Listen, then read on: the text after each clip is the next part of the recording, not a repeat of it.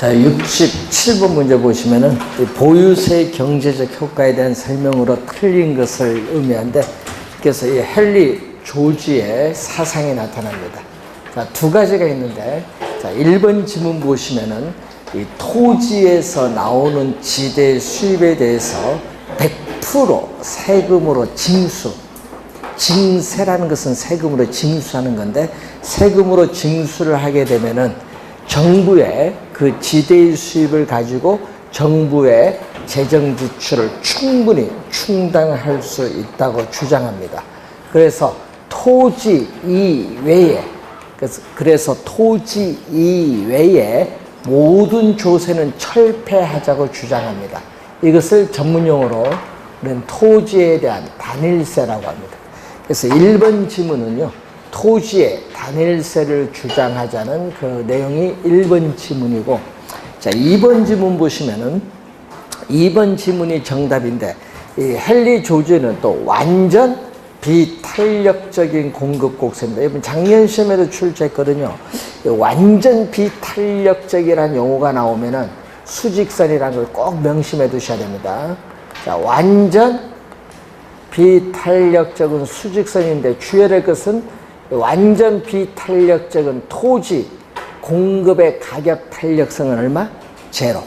작년 시험에는요, 토지 공급의 가격 탄력성은 0인 경우로 출제했습니다. 0인 경우는 완전 비탄력적인 수직선이다. 이렇게 보시면 되겠죠. 자, 이때 공급은 이렇게 고정이 되어 있는 상태입니다. 이때 정부가 토지에 대한 보유세를 부과한 거죠. 자, 여러분, 보유세 하면 대표적으로 재산세와 종합부동산세 생각하면 되는데, 토지 보유세를 부과를 하더라도 공급은 고정되어 있기 때문에 공급 곡선을 세금액만큼 이동을 못 시켜요. 토지 공급량은 변화가 없다.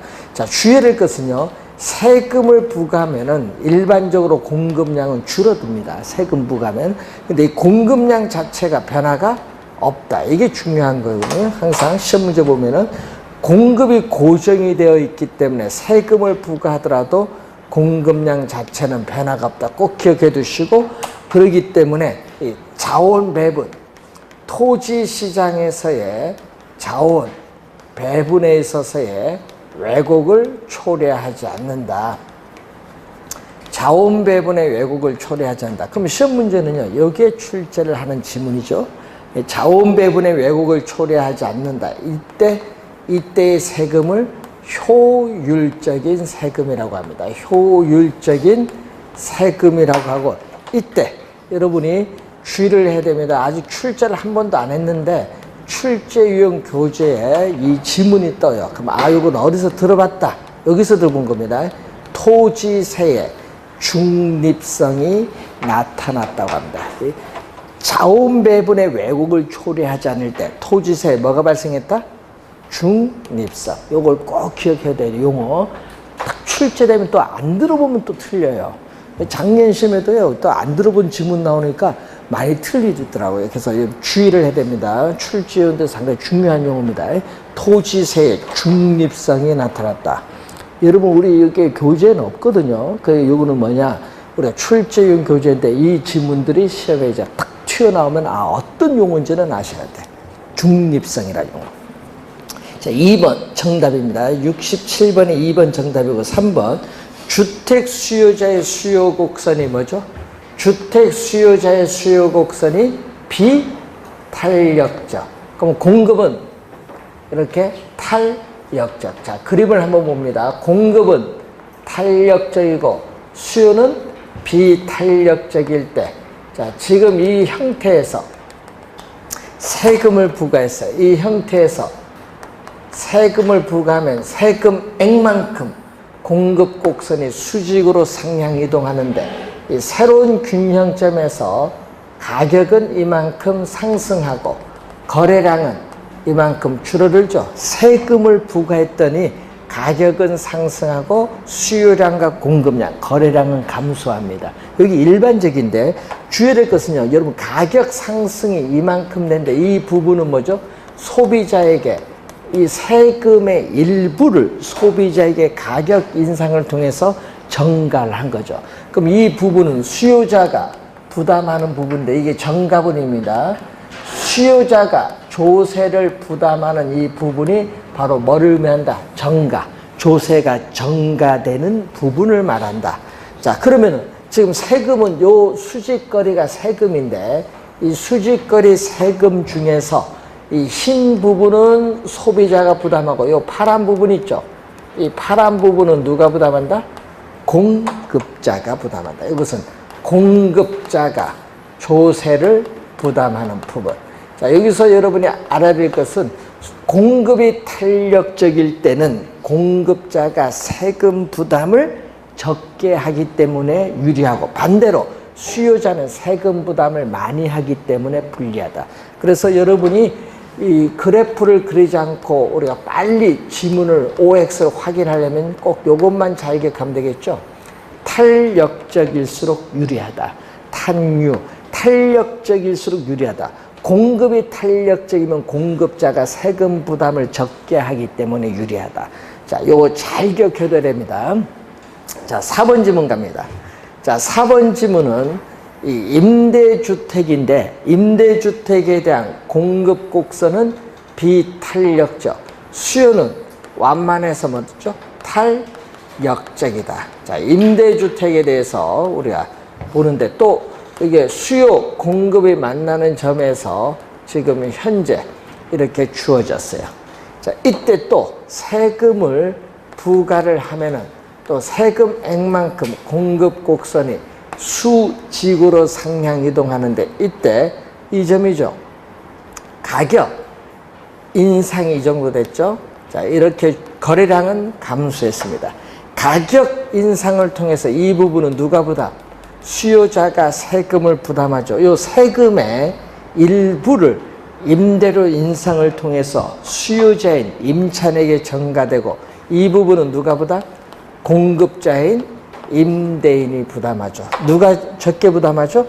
수요가 탄력적이니까 수요자가 세금을 적게 부담한다. 그래서 항상 이걸 꼭 명심해 둡니다. 그래서 3번, 4번 지문인데 시험에 자주 출제가 되는 용어입니다. 3, 4번은 많이 출제가 돼요. 자, 그리고 5번에 공공임대주택의 공급이 확대된다. 자, 5번 지문에 공공임대주택에서의 공급이 확대된다. 자, 공공임대주택의 공급이 확대가 된다는 거죠. 자, 그러면은, 자, 이 내용은 또 수요와 지금 공급이 주어진 상태에서 자, 이렇게 지금 주어졌죠. 자, 이때 세금을 부과하면은 세금액만큼 공급 곡선이 수직으로 상향 이동해서 이렇게 되겠죠. 이때 이 새로운 균형점에서 가격은 이만큼 상승하고 거래량은 이만큼 감소한데 이 수직거리가 세금이라는 걸 항상 염두에 두시고 이때 여러분 임대료 상승은 이렇게 됐어요. 그런데 지금 이 민간 임대주택 시장에서 우리는 공공임대주택을 공급하면은 어디가 임대료가 싸죠? 공공임대주택이 민간임대주택의 시장 임대료보다 쌉니다. 그러면 민간임대주택 시장에 이 민간임대주택 시장에 살고 있는 저소득층 가구는 임대료가 당연히 싼 어디 공공주택이 공급되는 지역으로 저소득층 가구는 뭐죠? 이동을 해가요. 이동을 해간다. 여러분 이동을 하면은 탄력적이 돼요. 그러니까 수요가 이렇게 주어졌는데 이동을 해가니까 탄력적이 돼서 수요 곡선이 탄력적이 되면 이렇게 완만하게 갑니다. 수요 곡선이 완만하게 가면 노란 것 빨간 것 만나는 이 점, 이 점에서 임대료 상승은 이 정도밖에 안 돼요. 그래서 공공주택이 공급되면은 저소득층 가구가 공공주택이 공급되는 지역으로 이사를 가니까 수요가 탄력화가 되면서 임대료 상승폭이 빨간 것보다 작죠? 임대료 상승폭이 작다는 것은 임차인에게 조세가 전가되는 부분이 낮아지죠? 낮아진다는 건 완화시켜준다. 완화가 포인트. 그래서 5번 맞는 지문입니다. 자, 지문들이 상당히 까다로운데, 자, 여러분 이 67번 문제를 알면요, 웬만한 거 나오면 거의 다 풀려요. 67번 중요한 내용이거든요. 자, 68번 문제로 갑니다. 주택 구입에 대한 거래세. 여러분 거래세 하면은 대표적으로 여러분 생각나는 게 뭐가 있어요? 거래세, 취득세, 또 양도소득세 대표적이잖아요. 어제 세법 공부 잘하셨네. 여러분 개론에 세법 문제 나올 수도 있어요. 여러분 어떤 분들은 개론하면은 근데 여러분 출제의 마음이에요. 옛날에 세법 문제도 한두 문제 출제를 했어요. 개론에 취득, 보유, 처분시에 관련된 세금의 내용, 이걸 가끔씩 시험에 내요. 개론에도. 공법만 내는 줄 아세요? 지적법 지목도 내요. 그래서 그것은 여러분이 우리 다른 세부 과목이 있으니까 강의를 안 할 뿐이지. 그래서 여러분 개론이요, 그런 것까지 시험에 내면 어려워요. 여러분 감정평가사 시험은요, 중개사 개론에 중개사 법령까지 나왔어. 그만큼 그러면 어려워지는 거예요. 왜냐? 1차만 공부하신 분은 그런 문제는 다 틀리죠. 세법, 공법, 공시법 나오면, 중개사법까지 나오면 다 틀리지. 그래서 여러분 가끔씩 출제를 합니다. 중개 실무에 관련된 내용들이 가끔 개론에 나오기도 해요. 그래서 개론은 그래서 좀 마음이 괴로운 학문입니다. 자, 거래세 인상에 따르는 경제적 후생, 경제적 후생의 변화로 틀린 것은, 자, 우상향하는 공급 곡선과 우하향하는 공급 곡선을 가정하는데, 자, 여러분 1번 보세요. 1번 요거 생각을 합니다. 탄유. 자, 수요 곡선이 공급 곡선보다 더 탄력적이다. 그럼 수요 곡선이 공급 곡선보다 더 탄력적이라는 것은, 수요가 탄력적이면 공급은 상대적으로 비탄력적이다 이 말이에요. 그럼 수요가 탄력적이면 수요자가 세금 부담을 적게 하기 때문에 유리하다. 여기 1번 설명. 2번, 공급 곡선이 수요 곡선보다 더 탄력적이다. 공급이 더 탄력적이면은 공급자가 또 세금 부담을 적게 하기 때문에 유리하다. 이게 1번, 2번 설명. 그림 안 그려도 되죠? 탄유만 알면 이제 판단하면 돼. 어느 게 탄력적인지. 그래서 1번, 2번 설명은 탄력적일수록 유리하다는 것만 아시면 돼요. 자, 그리고 세 번째 설명을 하는데, 자, 여러분 시험 문제에 또 새로운 용어가 또 나왔어. 여러분 수요가 주어졌거든요. 공급이 주어졌습니다. 수요, 공급이 만나는 점이 바로 뭐죠? 수요와 공급이 만나는 점이 균형 가격과 균형 거래량 배우셨어요. 자, 그러면 시장에서 이 수요 공급이 교차하는 균형 상태에서 거래가 이루어져요. 교환이 이루어지는데, 교환이 이루어지는 이유는요, 소비자도 만족을 얻고 생산자도 만족을 얻기 때문에 그래요. 자, 이만큼 소비하면 얼마? 자, 이만큼 소비하면은 소비자들은 수요 곡선과 만나는 점, 이 가격까지 기꺼이 지불할 용의가 있는데, 실제는 시장에서 균형 가격을 지불하기 때문에 이만큼의 이득을 얻고 있어요. 소비자는. 그럼 만약에 이만큼 소비하면은 소비자들은 또 수요 곡선과 만나는 점, 여기까지는 지불할 용의가 있는데, 실제도 균형을 또 지불하니까 또 이만큼의 이득을 얻어요. 이것을 어떻게 돼요? 균형 거래량까지 계속 세분시키면 이렇게 빨간 부분의 면적으로 나타납니다. 이렇게 빨간 부분의 면적으로 나타나는데, 이 빨간 부분의 면적을 우리 뭐라고 하냐? 소비자가, 우리는 균형 거래량까지 소비함으로써 얻는 만족이에요. 그러니까 균형 가격에 소비함으로써 소비자가 얻는 만족, 이걸 뭐라고 한다? 소비자 잉여라는 용어를 사용해요. 소비자 잉여. 자, 잉여라는 용어를 사용해서요. 소비자 잉여. 자, 그러면 또 한번 볼까요? 생산자는 이만큼 공급을 하면은 공급 곡선과 만나는 점, 나는 이만큼 최소한 받아야 되는데 시장에서 실제 얼마? P1을 받으니까 또 이만큼의 뭐를? 이만큼의 또 생산자는 이득을 얻어요. 그럼 만약에 또 이만큼 공급하면은 또 공급 곡선과 만나는 점까지는 나는 받아야 되겠는데 실제 또 균형 가격을 받으니까 이만큼의 또 이득을 얻어요. 자, 이것을 계속 균형 거래량까지 가면요. 또 이만큼의 뭐를 얻고 있다? 생산자가 이익을 얻고 있는데 이것을 우리는 또 시장에서 P2로 거래가 이루어지면서 생산자가 얻는 만족, 생산자 잉여라고 해요. 이 두 가지를 더해주면은 이게 사회적인 우리가 총잉여예요. 이 사회적인 총잉여죠. 이 사회적인 총잉여는 소비자 잉여와 생산자 잉여를 대준 거예요. 그래서 여러분 시장에서 가격이 결정돼서 거래가 이루어지면은 소비자도 만족을 얻고 생산자도 만족을 얻기 때문에 교환이 이루어져요. 근데 둘 중에 하나가 손해보면 교환이 안 이루어지죠. 둘 다 이득을 얻어야 교환이 이루어지는 겁니다. 자, 그런데 요걸 왜 설명했냐면은 이제 여러분 거기 문제를 봤더니 이런 얘기가 나와요.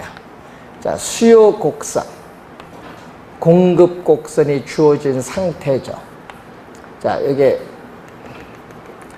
부가전, 자, 조세, 거래세를 부과하기 전이죠.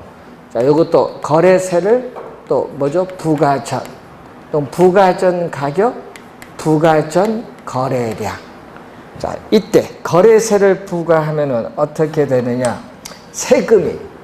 세금액만큼 공급 곡선이 수직으로 이렇게 상향 이동을 하죠. 그럼 요 새로운 균형점에서 가격은 상승하고 거래량은 이렇게 감소하는데 이 수직거리가 바로 세금을 말합니다.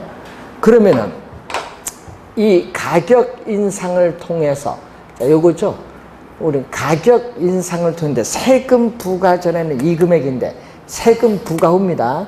자, 거래세 부과 후 소비자, 이 수요자가 지불하는 가격은 부과 전보다 높아지죠. 높아지면 만족은 줄어요. 아, 난 요걸 내는데 세금 부과니까 물건 사는데 돈을 더 줘야 돼요. 그럼 얼마만큼? 지금 요 면적이, 그죠? 그럼 요 면적이거든요. 여러분, 요 면적. 원래는 이 삼각형 면적이 소비자인데 면적이 줄어들어요. 이 빨간 면적이 이 면적으로 줄어들어요. 세금 부과해서 가격이 올랐기 때문에. 그럼 뭐가 줄어든다? 소비자 잉여가 이 빨간에서 이런 흰 면적으로 줄어드니까 소비자 잉여는 줄어드는 거야. 그래서 상식적으로 생각해야 돼요. 세금을 부과하면은 가격이 오르기 때문에 여름 소비자는 비싼 가격 돈 주고 사니까 만족이 줄어들어요. 그겁니다. 그럼 생산자도 어떻게 돼? 생산자는 요 가격 받았잖아요. 받아서 세금을 납부했어요. 세금을 납부해서 생산자가 실제로 받는 금액은 요 파란 선이에요. 그럼 또 요 부분은 또 누가 부담했죠? 생산자가 부담을 했는데 생산자는 또 이 파란 면적에서 어떻게 돼요? 또 요 부분은 또 세금 납부해버리니까 요 부분 면적이 줄어들어요. 이 면적으로 줄어들면서 또 생산자도 또 잉여가 뭐한다? 감소해요. 생산자가 세금 부과 후 실제로 받는 금액이 낮아지니까 부가전보다 낮아지니까 생산자도 잉여가 줄어들어요. 그래서 일반적으로요 세금 부과하면요 소비자도 만족이 줄어들고 생산자도 만족이 줄어드는 거예요. 그러면은 요 부분은 누가 부과? 자, 요거는 누가 부담? 자, 이 빨간 부분은 소비자가 부담하는 부분. 그리고 이 파란 부분은 누가 부담한다? 생산자가 부담하는 부분이에요. 그러면 소비자 부담, 생산자 부담 더해준 요 면적이 있죠? 이 면적. 이 소비자, 생산자 부담 요 두 개를 더해준 이 면적을 우리 뭐라고 한다? 정부의 조세 수입이야. 그러면 이 면적이 정부의 조세 수입인데 그러면은 세금을 부과를 했더니 조세 수입은 요건데 문제는 소비자, 생산자, 잉여가 줄어든 부분에서 이것은 없어져 버렸어요. 이 부분이 어떻게 세금을 부과했더니 사회에서 없어져. 요 부분은 정부가 조세로 가져갔고 소비자, 생산자, 잉여 줄어든 부분에서 이 부분은 정부가 조세로 가졌는데 이것은 사회에서 없어지는 부분이에요. 그래서 세금 부과하면 이렇게 사회적인 후생, 잉여가 줄어드니까 사회적 후생의 손실을 가져온다라는 지문 시험에 많이 나오죠. 정부의 시장 개입은 오히려 사회적 후생의 손실을 낳을 수 있다. 이 점 출제 많이 하잖아요. 그게 바로 예를 들면 세금 부과하면 그렇잖아요. 그럼 이 부분이 사회적 후생의 손실인데 이것을 여러분 거기 5번 지문에 뭐가 나왔죠? 경제적 순손실이에요. 경제적 순손실이 발생하는 겁니다. 자, 번역은 이걸 번역한 겁니다. dead, weight, loss. 이 영어 단어를 번역한 건데 dead는 죽는 거죠. 죽을 삭자. weight는 무거울 중자를 써서 사중, loss는 손실. 사중 손실이라고 돼. 경제적 순손실을 다른 말로 사중 손실인데 여러분 작년 시험에도 경제적 순손실로 냈어요. 자, 여러분이 용어 경제적 순손실 그림에서 어떤 그림이냐 요거죠. 요 노란 부분 요게 바로 경제적 순손실이다. 그럼 요거 얼마냐? 요거 삼각형 면적 구할 수 있어요? 네, 중학교 2학년 때 배우잖아요. 요게 뭐죠? 조세죠? 조세 얼마 부과했잖아요. 조세에다가 요거 거래량 줄어든 거 곱해주면은 돼요. 그래서 2분의 1 곱하기 밑변 곱하기 높이가 삼각형 면적이에요. 왜냐? 이런 거 출제 여러분 할 수도 있어요. 어떻게 출제될지 모르지만은 하여튼 경제적 순손실 용어 잘 기억해 두셔야 됩니다. 자, 69번 문제로 갑니다. 부동산 조세에 관한 설명으로 옳은 것은 소유자가 거주하는 주택에 재산세를 부과하면요. 여러분 세금 부과하면은 어떻게 돼요? 가격은. 하여튼 여러분 세금 부과하면 가격은 상승하죠. 주택 가격은 뭐예요?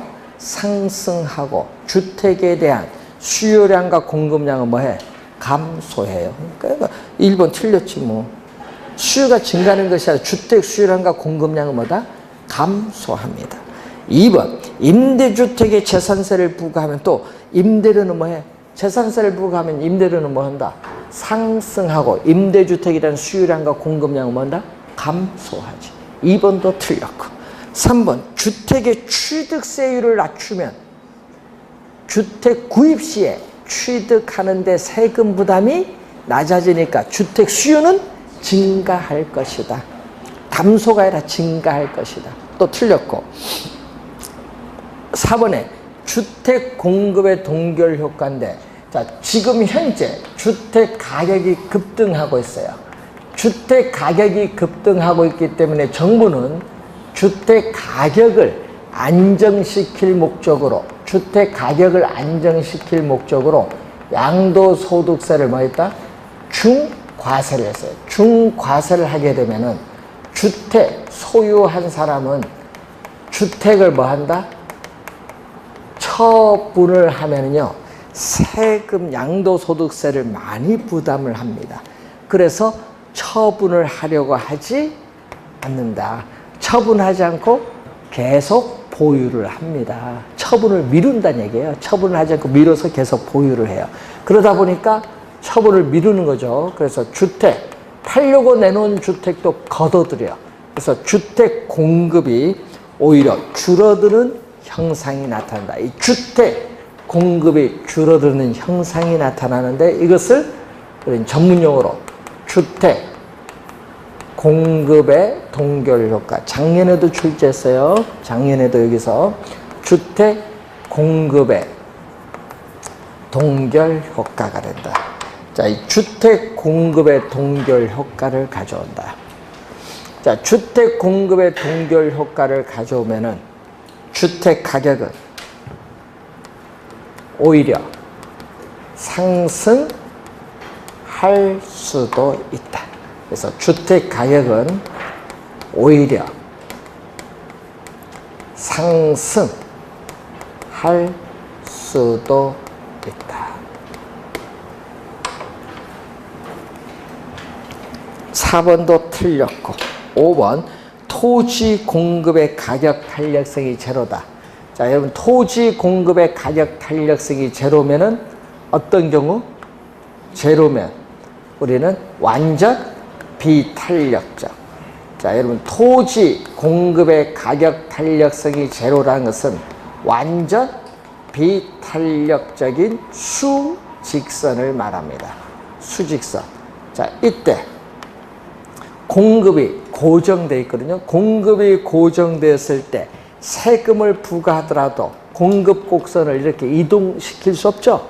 그래서 가격은 뭐다? 변화가 없다는 거. 그래서 이 완전 비탄력적일 때 우리는 조세를 부과하더라도 가장 중요한 것은 가격은 변화가 없습니다. 그럼 가격은 변화가 없다는 것은요, 수요자에게 세금을 부과하면은 가격 인상을 통해서 조세 일부를 수요자에게 떠넘겨야 되는데, 전가를 시켜야 되는데, 가격은 변화가 없으니까 조세가 전가를 시킬 수 없어요. 수요자에게 조세가 전가 안 되니까 누가 다 세금 내야 돼?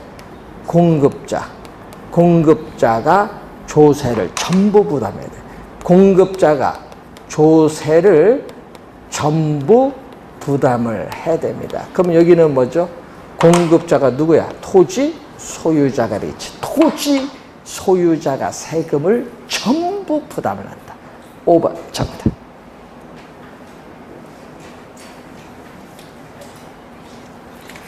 용어 해석을 잘 해두셔야 되겠고요. 71번 문제로 갑니다.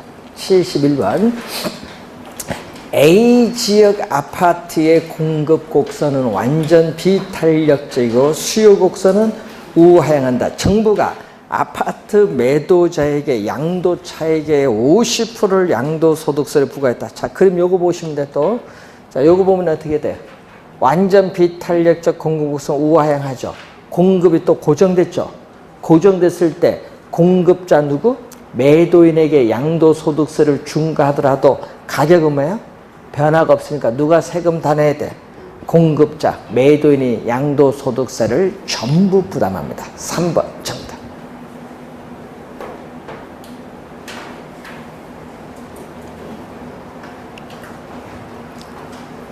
자, 73번 문제로 갑니다. 129페이지에 부동산 조세에 관한 설명으로 틀린 것은 소형주택 공급의 확대, 호화주택 건축 억제 등 같은 주택 문제 해결 수단의 기능을 가지고 있다. 자, 1번과 2번은 부동산 조세의 기능을 묻는 거죠. 부동산 조세의 기능.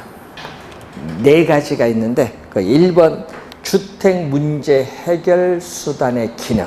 두 번째, 민간 부문과 공공부문 사이의 자원을 배분하는 기능을 가져요. 그래서 2번도 맞고요. 1, 2번은 기능입니다. 3번, 양도소득세의 중과는 부동산 보유자로 하여금 거래를 뒤로 미뤄요. 처분을 기피하기 때문에 거래를 뒤로 미루게 하는 무슨 효과? 동결 효과가 발생합니다. 자, 4번, 조세 부과는 수요자와 공급자 모두에게 세금을 부담하게 하나 상대적으로 가격 탄력성이 낮은 쪽, 낮은의 동그라미. 낮이라는 것은요, 비탄력적이에요. 여러분, 비탄력적은 세금을 많이 부담하고 탄력적이면 세금을 적게 부담.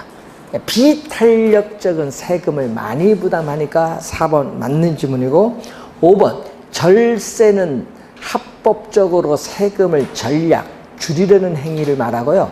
조세 회피와 탈세는 불법적이다 하니까 틀린 지문인데, 탈세는 조세를 탄류하는 건 불법이에요. 그런데 조세 회피는 우회, 정상적인 거래가 아닌 우회적인 거래 방식을 통해서 세금을 줄이는데 이거 합법이야. 조세 회피는 합법이에요. 불법이 아닙니다. 자, 여러분이 우리나라에서 여러분 휴대폰을 열심히 잘 사는데 법인세를 내겠죠. 회사잖아요. 뭐 애플도 회사니까 법인세 내야 되는데 몇 프로 내냐? 우리나라 법인세 몇 프로죠? 25% 내는데 25%안 내죠. 7% 냅니다. 그럼 뭐 한다? 아까 했죠. 왜 정상적인 25% 아니야? 우회 거래를 해. 우회 형식을 통해서 거래를 했다는 얘기예요.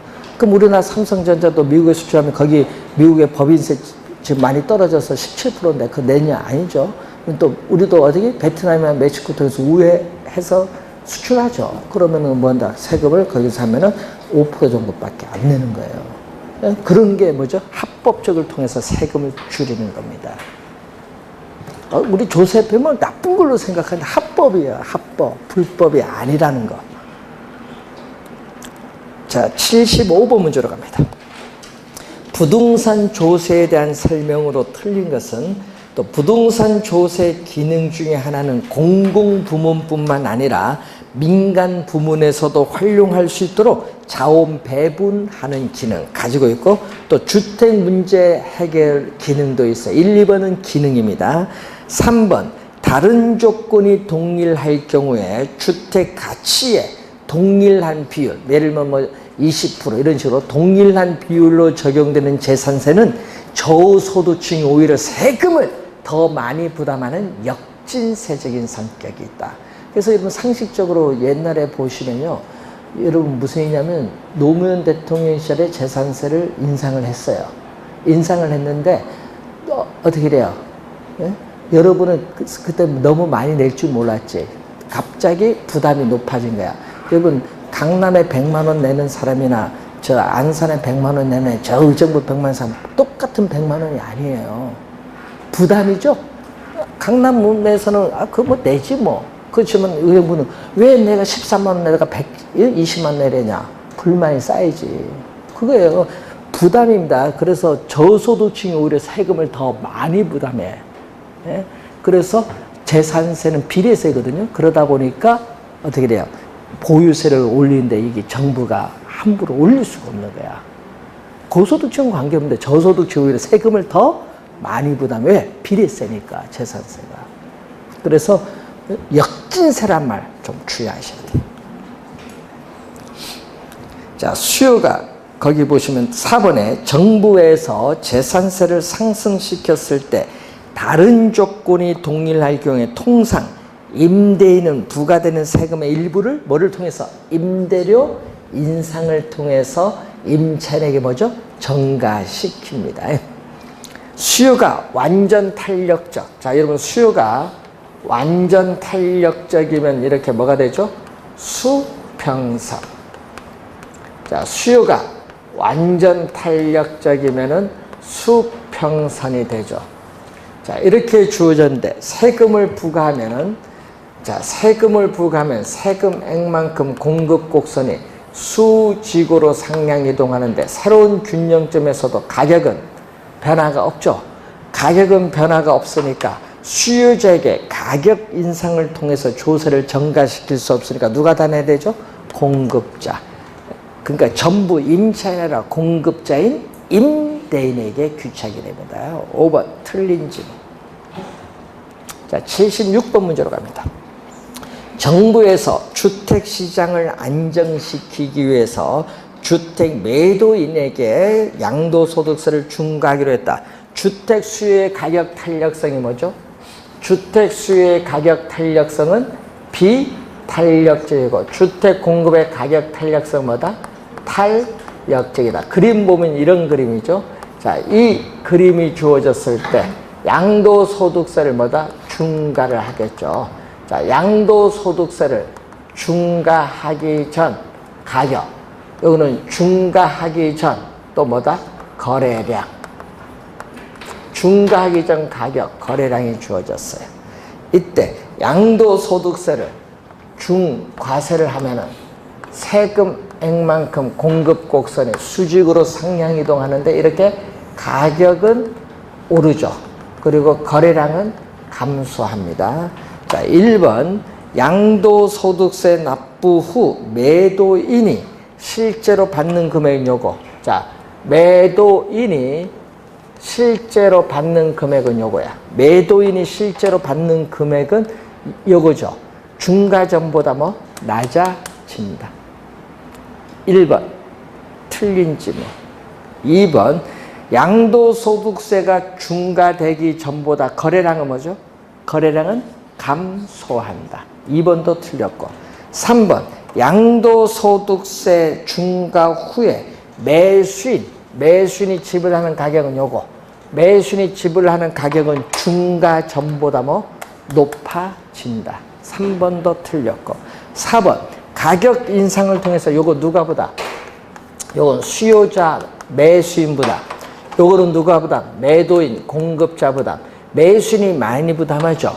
그럼 양도소득세의 중과 효과는 매수인이 많이 부담하기 때문에 수요자인 매수인에게 더 크게 작용하죠. 4번 정답. 자, 5번 요거죠. 공급은 뭐다?